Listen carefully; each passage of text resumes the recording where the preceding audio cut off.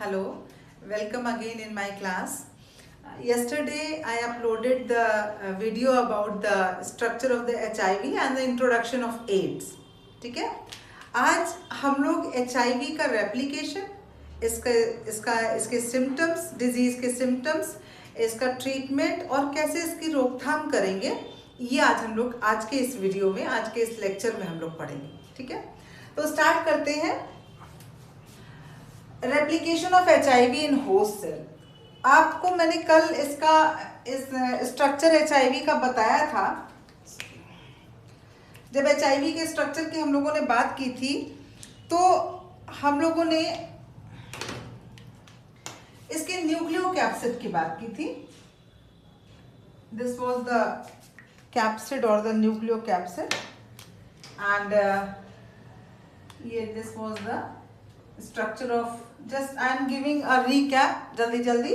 ये RT यानी कि रिवर्स ट्रांसक्रिप्टेज, यहाँ पर sorry, this is the enzyme reverse transcriptase, है ना. This is RT and this is single stranded RNA.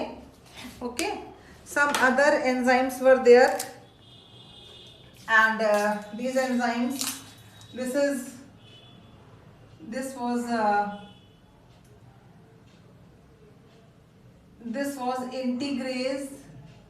integrase and this was the protease. ठीक है, तो तीन एंजाइम्स थे न्यूक्लियोकैप्सिड के अंदर, एक रिवर्स ट्रांसक्रिप्टेज, एक इंटीग्रेज और तीसरा प्रोटीएज. ये एक्चुअली तीन टूल्स हैं वायरस के पास, जिन टूल्स का वो 1 by 1 इस्तेमाल करेगा और कैसे होस्ट के सेल के अंदर एंट्री लेगा. एक चीज मैं आपको थोड़ा सा और जो है वो रिमाइंड करा दूं कि कल हमने ये भी बताया था कि ये जो वायरस का एनवलप है, यहाँ पर वायरस के एनवलप में दो ग्लाइको प्रोटीन कंपोनेंट्स थे, which are the components of GP160. एक कंपोनेंट क्या था, GP120 और एक कंपोनेंट क्या था, GP41. आपको शायद याद होगा ऐसा.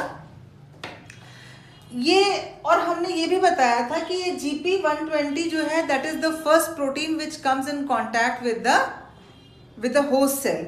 और ये जो GP41 है, तो GP120 इज एक्चुअली व्हाट, इसको हम कह सकते हैं कि डॉकिंग प्रोटीन है. ये डॉकिंग प्रोटीन का मतलब क्या है कि ये प्रोटीन जो है इस वायरस को इंट्रोड्यूस करने का, यानी कि लॉन्च करने का काम कर रही है. कहाँ पर ले जा रही है, कहाँ इंट्रोड्यूस कर रही है, होस्ट सेल में. और ये जो है, these proteins are the fusion proteins कहलाती हैं, है ना. This will finally participate in the fusion. तो यहीं से बात शुरू करते हैं. HIV का इन्फेक्शन जब बॉडी में होता है, किसी भी होस्ट के बॉडी में, कैसे होता है इन्फेक्शन. अगर जो है वो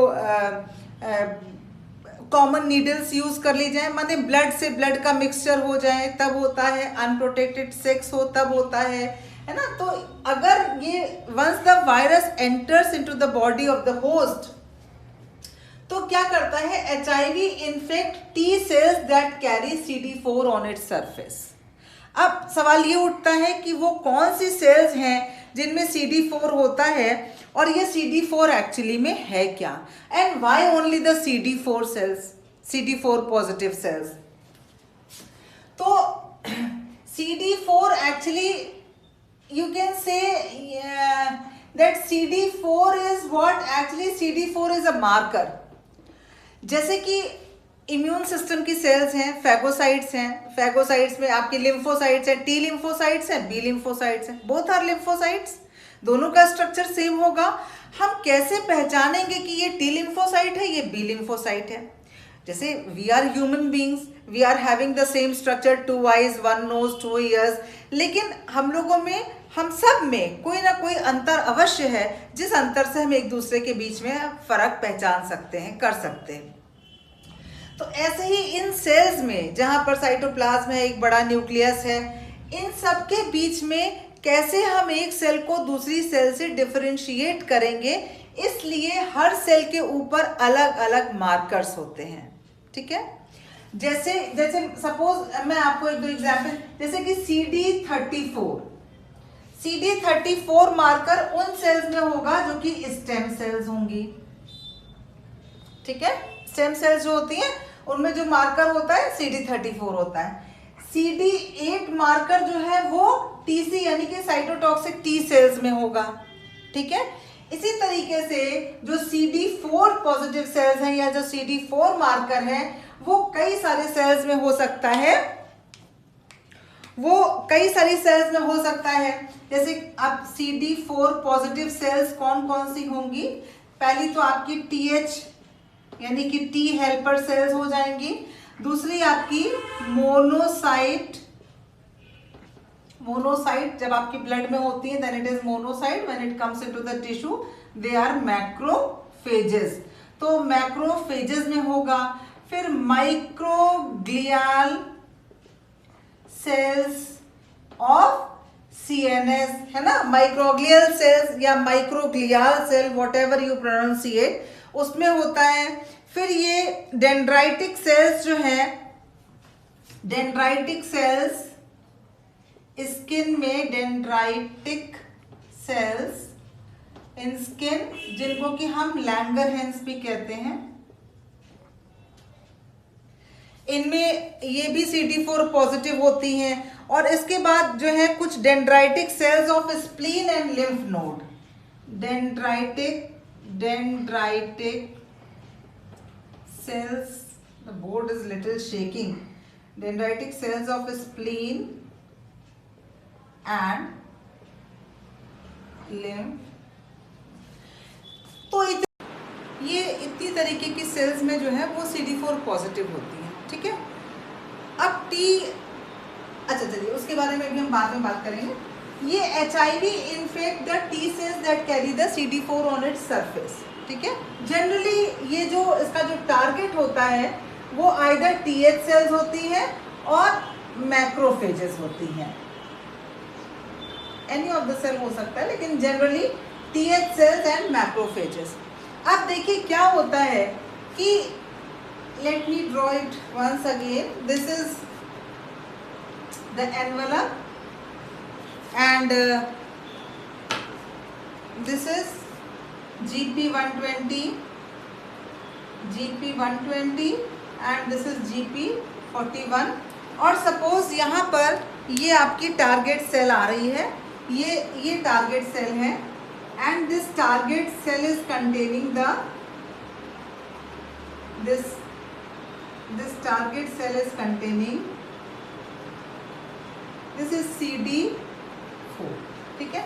तो CD4 आप समझ गए ना, CD4 एक मार्कर है जो कि अलग अलग सेल्स पे अलग अलग मार्कर होते हैं, CD4, CD8, CD32 है ना।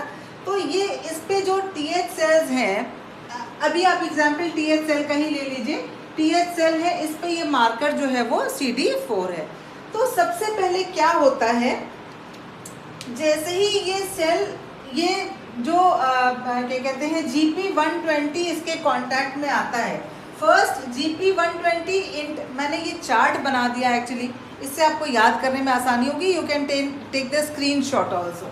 तो पहले GP120 इंटरैक्ट करता है CD4 से, और GP120 जब इंटरैक्ट करता है CD4 से तो मान लीजिए यहाँ से ये जुड़ गया, इसके कांटेक्ट में आ गया।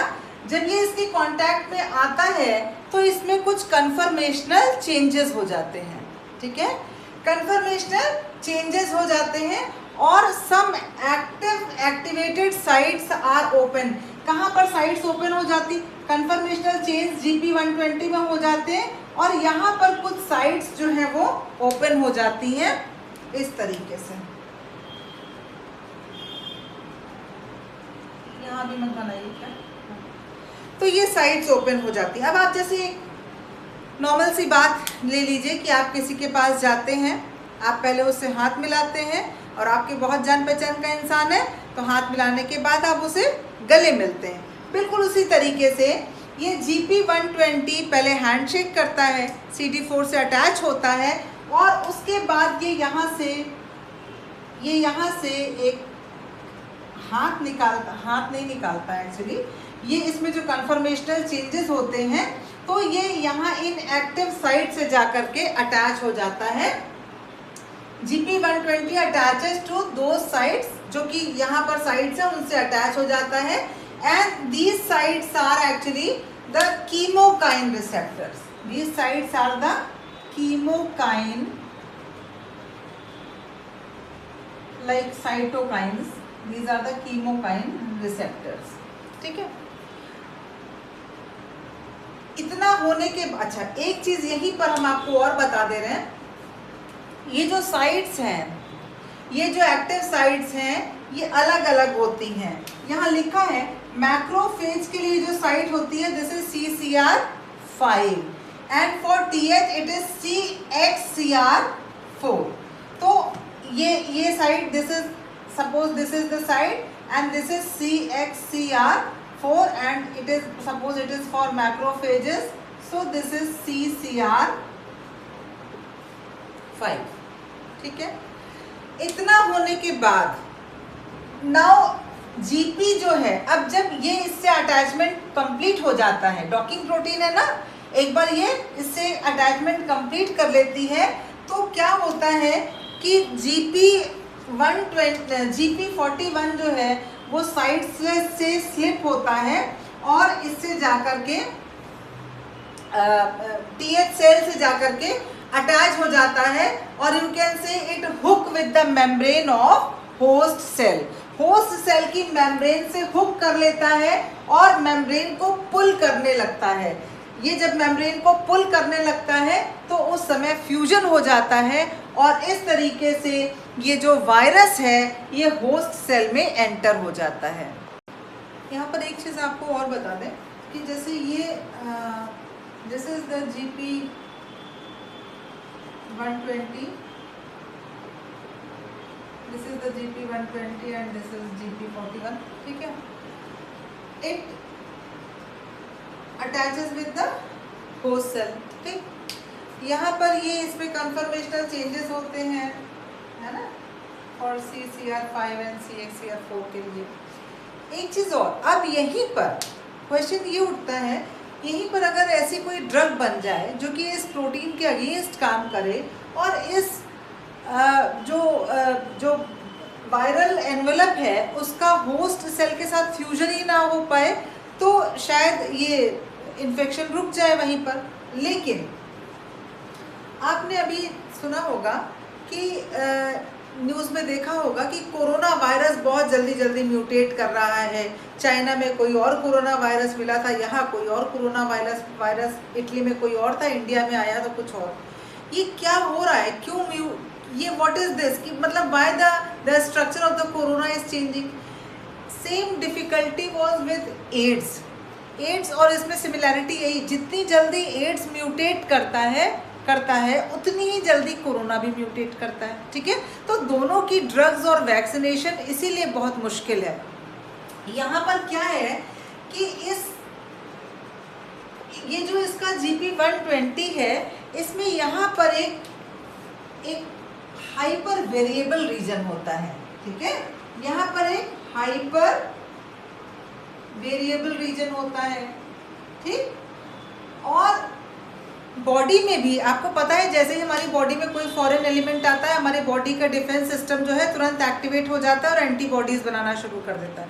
तो ऐसा नहीं है कि एड्स का वायरस बॉडी में आने के बाद एंटीबॉडीज बनना शुरू नहीं होती हैं, एंटीबॉडीज बनना शुरू होती है, लेकिन this is hyper variable region. यहाँ इस एंटीजेनिक डिटर्मिनेंट को, यहाँ पर इसको हमारी एंटीबॉडी पहचानती है, लेकिन ये हर बार इसको चेंज कर लेता है। ठीक है, जब इसको अभी मान लीजिए ये राउंड है, कभी ये इस तरीके का है, कभी ये इस तरीके का है, कभी ये इस तरीके का है, तो जब हर बार ये अपने इस वेरिएबल रीजन को चेंज कर लेता है तो antibody becomes unable to recognise this protein, और इसलिए यहाँ पर ये इन्फेक्शन जो है वो रुक नहीं पाता है। बहरहाल आगे बढ़ते हैं। ये हम लोग यहाँ तक हमने बात कर ली थी कि न्यूक्लियोकैप्सिड जो है वो containing the viral genome and enzymes enters into the host cell. तो this is the host cell, this is the host cell. और यहाँ से ये इसके जो आपका आउटर एनवेलप है GP120, GP41 और P17, ये सब बाहर ही रह जाता है. अब एंटर क्या करेगा? एंटर अंदर सिर्फ न्यूक्लियो कैप्सिड एंटर करता है. ठीक है, कैप्सिड एंटर करता है. और जब ये कैप्सिड, तो ये होस्ट सेल है, ये होस्ट सेल है, ये वायरल एनवेलप था, इसका की फ्यूजन हुआ और ये यहाँ अंदर एंटर कर गया. अब जो ये बाहर जो है इसमें ये भी GP24, ये यहाँ पर प्रोटीन्स पहले से लगी हुई हैं. अब जो होस्ट के सेल के साइटोप्लाज्म में जो प्रोटीएजेस होते हैं वो इसको डिग्रेड कर देते हैं. इसको the nucleocapsid containing viral genome and the enzyme enters into the host cell and ये the protease in the cytoplasm of the host cell degrade the nucleocapsid and the viral genome and enzymes are released. अब क्या scene ये है कि यहाँ पर ये viral genome release हो गया है और हमारे पास ये एंजाइम्स हैं. ठीक है, इतनी चीजें अब हमारे पास जो है वो अंदर हैं. Now what happens? अब यहाँ पर जो सबसे पहले एंजाइम काम करेगा वो आपका कौन सा करेगा? Reverse transcriptase. ठीक है, तो यहाँ रिवर्स ट्रांसक्रिप्टेज जो है वो रिवर्स ट्रांसक्रिप्शन को कैटेलाइज करता है. मैंने आपको कल बताया था कि ये 2 कॉपीज हैं, तो both of these copies will replicate separately. ठीक है, अब यहाँ पर ये रिवर्स ट्रांसक्रिप्टेज जो है ये कैटेलाइज करेगा ट्रांसक्रिप्शन को. और सिंगल स्ट्रैंडेड आरएनए जो कि इस तरीके से था, सिंगल स्ट्रैंडेड आरएनए आपके पास, तो ये रिवर्स ट्रांसक्रिप्टेज क्या करता है? यहाँ पर ये न्यूक्लियोटाइड्स को ऐड करने लगता है और यहाँ पर एक डीएनए का फॉर्मेशन शुरू हो जाता है. तो 2 काम है रिवर्स ट्रांसक्रिप्टेज के. एक तो ये पॉलीमराइज कर रहा है रिएक्शन को, डीएनए को बना रहा है, और दूसरा ये काम करेगा कि this is the work of transcriptase only. यहाँ पर ये दूसरी तरफ काम क्या करता है कि ये जो ओरिजिनल आरएनए टेम्पलेट था उसको डिग्रेड करना शुरू कर देता है. ठीक है, क्योंकि हमें उसकी ज़रूरत नहीं है, हमें आरएनए की ज़रूरत नहीं है, हमको होस्ट के डीएनए में इस डीएनए को इंटीग्रेट कराना है. तो the RNA is no more required. तो यहाँ पर ये इस आरएनए को डिग्रेड कर देता है और क्या करता है? Synthesis of the another strand of the DNA is occurs. ठीक है, यहाँ दूसरे स्ट्रैंड की पहले क्या है, देखिए फिर से समझिए. पहले ये आरएनए था और इस आरएनए के साथ क्या किया रिवर्स ट्रांसक्रिप्टेज ने? ये डीएनए बना दिया. तो ये डीएनए आरएनए हाइब्रिड बन गया आपका. ठीक है, फिर ये इस आरएनए को डिग्रेड कर देगा और आरएनए को डिग्रेड करने के साथ साथ यहाँ डीएनए का एक कॉम्प्लीमेंट्री स्ट्रैंड बन जाएगा. तो अब जो है एचआईवी का अपना डबल स्ट्रैंडेड आरएनए बना लेगा. देखिए बड़ा चालाक वायरस है.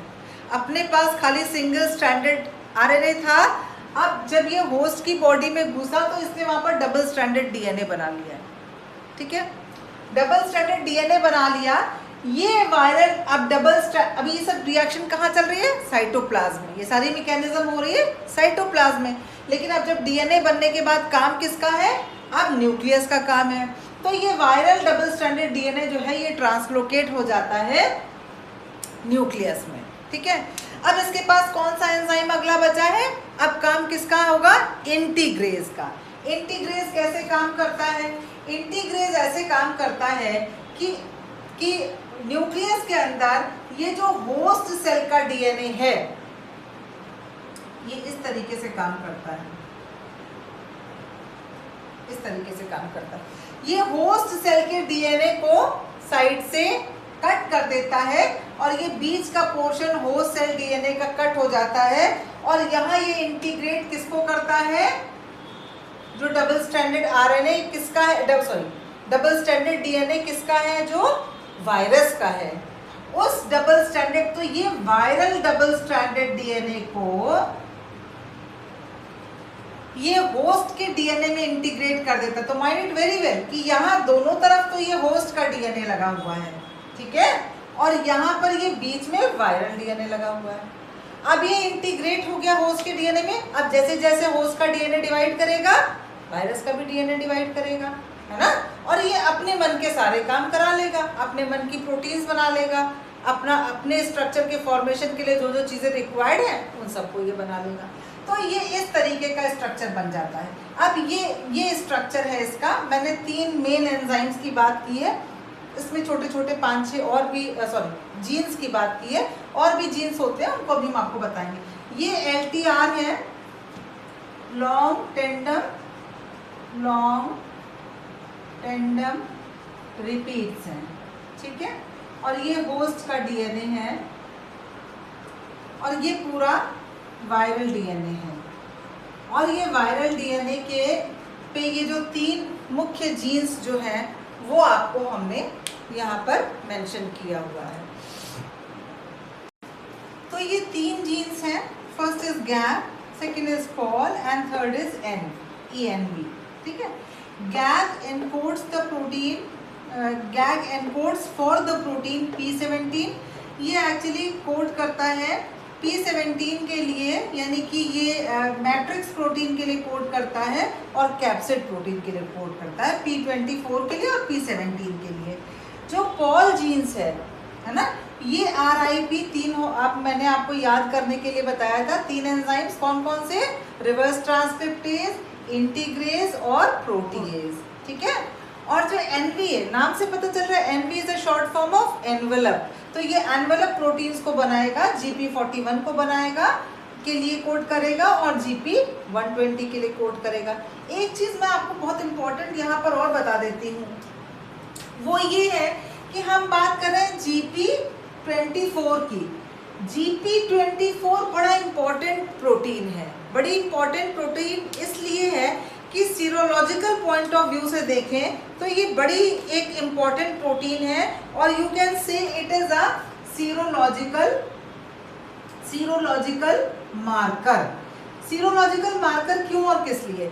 देखिए, जब एक बार वायरस जो है वो अंदर एंटर कर गया सेल के, ठीक है, अब अगर हमें GP24 प्रोटीन्स कहीं पर मिल रही हैं, वायरस जब एंटर किया है और कहीं फ्यूज तो किया नहीं है ये GP24, तो GP24 प्रोटीन अगर हमको ब्लड में मिल रही है तो इसका मतलब ये कंफर्म हो जाता है कि एड्स है, ठीक है।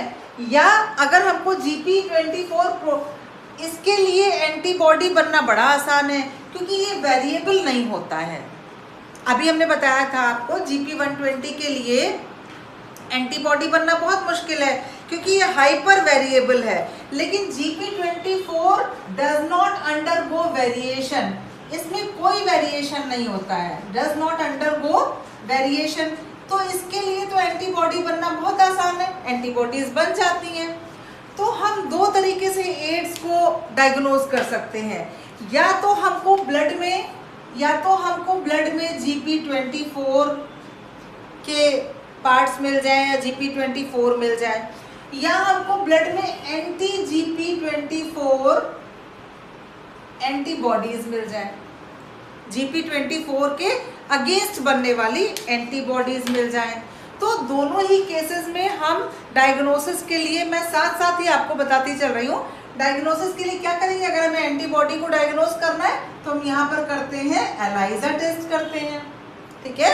और अगर हमें GP24 के लिए को डायग्नोस करना है तो हम यहाँ पर वेस्टर्न ब्लॉट करते हैं, ठीक है। ये 2 टेस्ट हम करते हैं। बहरहाल हम आपसे बात कर रहे थे कि गैग, पॉल और एनवी प्रोटीन की, ये कोड करते हैं फॉर दिस प्रोटीन्स, ठीक है। ये अलग अलग प्रोटीन्स के लिए कोड करते हैं। इसके साथ में कुछ जीन्स जो हैं वो और होते हैं, जैसे कि टैट, रेव,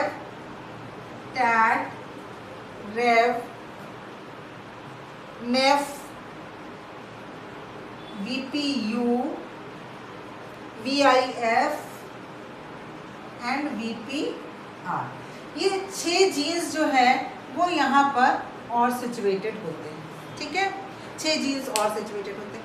अब एक चीज और हम आपको यहाँ पर बताएं, वो ये है कि नॉर्मल केस में क्या होता है कि जो होस्ट डीएनए है, अगर मान लीजिए ये नॉर्मल केस है, नॉर्मल केस ना भी हो, मान लीजिए यहाँ पर ये है आपका, ये लगा हुआ है होस्ट डीएनए। आपको पता है जैसे ही कोई एंटीजन हमारी बॉडी में प्रवेश करता है, हमारी बॉडी उसके अगेंस्ट काम करना शुरू करती है। अब यहाँ पर देखिए क्या है कि जैसे ही ये वायरस जो है एंटर किया, तो वायरस के एंटर करने में नॉर्मल कंडीशंस में क्या है कि होस्ट डीएनए जो है वो यहाँ पर MHC 1 के लिए, मॉलिक्यूल्स के लिए ये सिग्नल प्रोड्यूस करना शुरू करता है, ठीक है। और ये MHC 1 क्या करेगा, ये MHC 1 क्या करेगा, ये MHC 1 जो है ये वायरस को के किसी पेप्टाइड को अपने ऊपर एक्सप्रेस करेगा, और जब ये एक्सप्रेस करेगा तो फैगोसाइट्स जो है, मैक्रोफेजेस जो है वो उसे डिस्ट्रॉय, टीसी सेल्स उसे रिकॉग्नाइज कर लेंगी, साइटोटॉक्सिक टी सेल्स रिकॉग्नाइज कर लेंगी और उसको जो है वो डिस्ट्रॉय करेंगी, ठीक है, नॉर्मल केस में। अब यहाँ पर क्या है, what is the seen over here, जैसे ही ये सिग्नल प्रोड्यूस करता है, जैसे ही MHC 1 के लिए सिग्नल प्रोड्यूस करता है, वैसे ही यहाँ पर जो निफ जीन है, अभी बताया ना, ये जो निफ जीन है, ये निफ जीन है, ये भी सिग्नल प्रोड्यूस करता है और होस्ट सेल से प्रोड्यूस किए जाने वाले सिग्नल्स को सबसाइड कर देता है, जिसकी वजह से ये MHC 1 मॉलिक्यूल जो है वो बन ही नहीं पाता, और इसलिए भी जो है वो वायरस को जो है वो सबसाइड नहीं कर पाता है। अब ये जो जीन्स हैं ये अलग अलग प्रोटीन के लिए जो है वो कोड करेंगे, ठीक है। अब क्या होता है कि ये अपना प्रोटीन फॉर्मेशन शुरू करते हैं इस तरीके से, है ना, दे प्रोड्यूस द mRNA, ठीक है। अभी तो ये mRNA प्रोड्यूस करेंगे और इसी के साथ साथ ये ट्रांसक्राइब, अब ये जो वायरल डीएनए है ना, ये ट्रांसक्राइब करेगा for the single stranded RNA, ठीक है, क्योंकि अभी जीनोमिक आरएनए बनाना है, तो ये इस तरीके की प्रोटीन्स बनाते हैं। अब काम शुरू होता है, इस तरीके के mRNA बनाते हैं। अब काम शुरू होता है प्रोटीएज का। इतना होने के बाद ये जो mRNA है, आपको पता है कि अब प्रोटीन सिंथेसिस अगर करनी है तो इसमें कहाँ आना पड़ेगा, साइटोप्लाज्म में आना पड़ेगा, राइबोसोम के पास।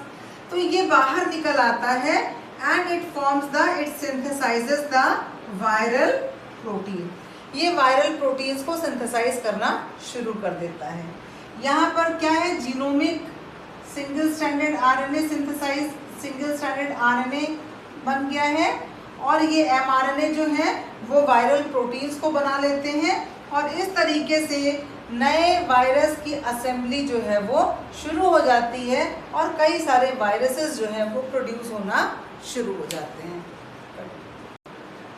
The transcription factor which is present in the DNA, ये क्या करता है, स्टिमुलेट करता है ट्रांसक्रिप्शन को, और प्रोवायरल डीएनए और जीनोमिक डीएनए को प्रोड्यूस करता है, ठीक है। ये वायरल, मैंने अभी बताया क्या होता है, ये आरएनए कहाँ एक्सपोर्ट होगा, साइटोप्लाज्म में एक्सपोर्ट होगा, और साइटोप्लाज्म में एक्सपोर्ट होने के बाद जो होस्ट सेल के राइबोसोम है, जैसे प्रोटीन सिंथेसिस, अब ट्रांसलेशन शुरू होगा, तो ये राइबोसोम इसको कैटेलाइज करेंगे और वायरल प्रिकर्सर प्रोटीन्स जो है वो बनाएंगे, ठीक है। ये इस तरीके से पॉलीप्रोटीन्स बनेंगी, वायरल प्रिकर्सर प्रोटीन्स, इस तरीके से, ठीक है। और इन प्रिकर्सर प्रोटीन्स को क्लीव करने का काम क्या कौन करेगा, प्रोटीएज। प्रोटीएज इन प्रोटीन्स को, प्रिकर्सर प्रोटीन्स को क्लीव करेगा, और क्लीव करने के बाद अब क्या होगा कि HIV का सिंगल स्ट्रैंडेड आरएनए और ये प्रोटीन प्लस ये प्रोटीन, ये होस्ट सेल के नीचे यहाँ पर ये ये असेंबल होने लगेंगी, इस तरीके से असेंबल होने लगेंगी। असेंबल होने के बाद they bud out of the membrane, membrane के बाहर आ जाती हैं, फिर प्रिकर्सर प्रोटीन क्लीव हो जाती हैं और इस तरीके से ये पूरा असेंबल्ड वायरस जो है वो बाहर आ जाता है। Now these are the symptoms of the AIDS virus, and actually this is the picture how the infection occurs and how the infection grows and reaches to the death, है ना। एक एक करके हम लोग पढ़ेंगे। सबसे पहले जो इनिशियल इन्फेक्शन होता है एड्स का, ठीक है, इनिशियल इन्फेक्शन अननोटिस्ड होता है। जब यहाँ पर देखिए, first of all let me clear you that this is the CD4 count of the CD4 count in blood, this is the viral load in blood, ठीक है, कितना वायरस है ब्लड में और ये कितने CD4 काउंट है ब्लड में। फिर उसके बाद ये जो है वीक्स हैं, 3, 6, 9, 12 यानी कि 3 महीने, और यहाँ पर जो है वो ईयर्स हैं। तो 3 से लेके 12 हफ्ते तक का समय जो है वो एक्यूट इन्फेक्शन का होता है, ठीक है। उसके बाद 1 साल से 8 साल तक क्रॉनिक इन्फेक्शन होता है, और उसके बाद जो भी स्टेज होती है उसे एक्चुअली में हम एड्स कहते हैं, जब अपॉर्चुनिस्टिक इन्फेक्शंस बढ़ जाते हैं। तो शुरू से शुरू करते हैं। यहाँ पर देखिए, जब ये जो रेड मार्क है, जो रेड लाइन है, it is for the viral load and blue line is for the CD4 cells, ठीक है। जैसे जैसे वायरल लोड बढ़ता है, जैसे जैसे वायरल लोड बढ़ता है, आप देख रहे हैं शुरू में जो CD4 काउंट था वो ज़्यादा था। जैसे जैसे अब यहाँ पर ये वायरल लोड बढ़ रहा है, इस जगह पर पीक पे है, और वैसे वैसे ये CD4 काउंट जो है वो शुरू में कम होने लगता है, ठीक है। इस समय जो पेशेंट है उसको लाइट फीवर होता है, लिम्फ नोड्स बढ़ जाते हैं, स्वेलिंग आ जाती है, स्किन पे रैशेस हो जाते हैं, जो है हल्का सा हेडेक हो जाता है। तो जो सिम्टम्स होते हैं that can not be differentiated from the other diseases. कभी कभी वायरल फीवर में भी होता है हेडेक, बॉडी पेन, तो बिल्कुल नॉर्मल सिम्टम्स होते हैं, और वो सिम्टम्स कुछ दिन के बाद सबसाइड भी कर जाते हैं, ठीक है। तो जो इनिशियल इन्फेक्शन होता है वो ये होता है। यहाँ पर आप देखिए, यहाँ पर जो वायरल लोड है बहुत ज़्यादा बढ़ गया है और CD4 काउंट जो है वो बहुत कम हो गया है, ठीक है। Rise in level of HIV in plasma and drop in CD4 level. अब आता है फर्स्ट इंडिकेशन, कैसे पता चलेगा कि अब एड्स हो रहा है। अब यहाँ पर अपॉर्चुनिस्टिक इन्फेक्शंस जो है वो बढ़ने लगते हैं। एक यहाँ पर कैंडिडा एल्बिकेंस का इन्फेक्शन होता है जब माउथ में, तो ये माउथ में सोर्स यानी कि छाले हो जाते हैं मुंह में, और या फिर वल्वोवेजाइनल इन्फेक्शन हो जाए, ठीक है, फीमेल्स में। जो मेन बात ये है कि ये they does not respond to treatment. आप कितना भी ट्रीटमेंट करा लीजिए, लेकिन ये इन्फेक्शंस जो हैं वो सबसाइड नहीं करते हैं। ये पहला साइन होता है जब ये शंका की जा सके कि हाँ ये एड्स हो सकता है, ठीक है। यहाँ पर rise level of HIV in plasma है and drop level of CD4 है। उसके बाद आता है क्रॉनिक स्टेज। क्रॉनिक स्टेज वो स्टेज है जहाँ पर एक वर्ड लिखा है सीरो कन्वर्जन होने लगता है। सीरो कन्वर्जन का अर्थ ये है कि अब हमारी बॉडी रेस्पॉन्ड तो कर ही रही थी, CD4 काउंट जो है वो बढ़ रहा था, यहाँ पर कम हो गया, लेकिन अब हमारी बॉडी जो है इसके अगेंस्ट एंटीबॉडीज बनाना, वायरस के अगेंस्ट एंटीबॉडीज बनाना शुरू कर देती है। और ये वो स्टेज है जहाँ पर कॉन्टिन्यूसली जो है वो होस्ट सेल्स, टी सेल्स जो है वो डिस्ट्रॉय होती हैं, और at the same time immune system keep virus in check.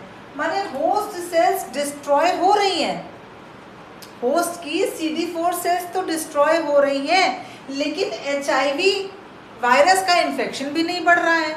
उस समय ये वो समय है जबकि ह्यूमोरल और सेल मीडिएटेड इम्यूनिटी दोनों काम करती हैं, मतलब एंटीबॉडीज भी काम कर रही हैं और यहाँ पर TC यानी कि CD8 पॉजिटिव सेल्स भी काम कर रही होती हैं, इस वायरस के अगेंस्ट जो है वो फाइट कर रही होती हैं। ठीक है